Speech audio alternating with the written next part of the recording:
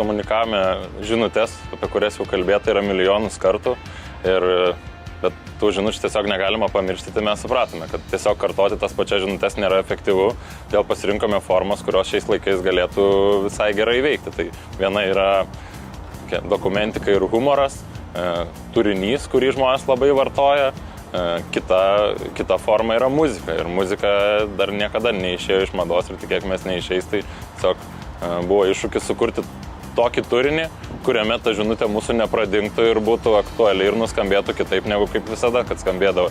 Ir dar kartą iš naujo ją vėl priminti visiems apie gamtos saugojimą. Tai bendradarbiaujant verslui ir kūrybininkams gimė du abejingų nepaliekantis kūriniai. Mesjaus ir berniukų choro Ąžuoliukas atliekamas kūrinys Šlamantys bei dokumentinis pasakojimas Nenykstančios rūšys, kurio metu aplinkosaugos entuziastas Giedrius Širka leidžiasi į ekspediciją po mūsų miškus. Kodėl reikia apie visą tai kalbėti? Mes žiūrime į savo tą rolę šiek tiek plačiau negu tik surinkti butelius. Mes siekiame